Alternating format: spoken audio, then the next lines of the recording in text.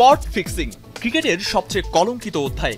দেশের ক্রিকেট পাড়ায় জোর গুঞ্জন সেই অধ্যায়ের বিষাক্ত থাবার আঁচড় আবারও পড়েছে চলমান বিপিএলে।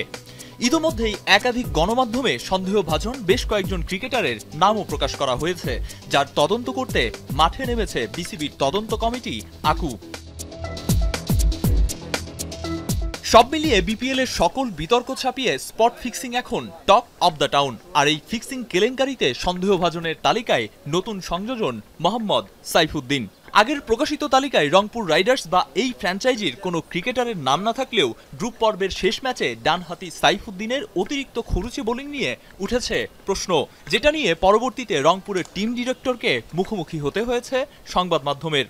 হয়তো সাইফুদ্দিনের একটা খারাপ ওভার হয়েছে বলে হয়তো ওনারা কোনো ধরনের ইনভেস্টিগেশন বা কোনো কিছু করছে।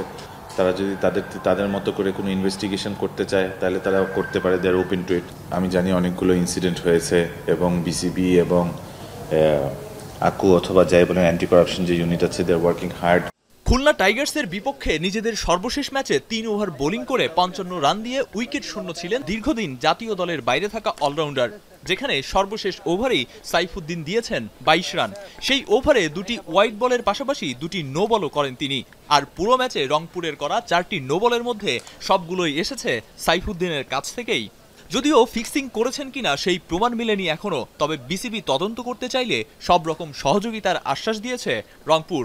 একটা প্লেয়ারকে ছেড়ে দিলে বিপিএল এর মান রক্ষা করার জন্য কোনো প্লেয়ারকে ছাড়া উচিত, ন্যাশনাল ইন্টারেস্টের জন্য, for the national interest, for the better of cricket, for the better of the country. যে যদি 1% ভুলও করে থাকে in terms of fixing or spot fixing, should be taken into what ever punishment is needed. ব্যতিক্রম BPL এর প্রত্যাশায় গুড়েবেলি হয়েছে ইতোমধ্যেই, তবে সন্দেহ কিংবা অভিযোগগুলো প্রমাণিত হলে এবারের আসর হবে বিপিএল ইতিহাসেরই অন্যতম কলঙ্কিত আসর। আরিফুল ইসলাম সাহাব, এখন। সানবিট সব দিবে সামাল। সানবিট ম্যাজিক প্রেস ডিশওয়াশিং এর মাথা ঘোরানো সলিউশন।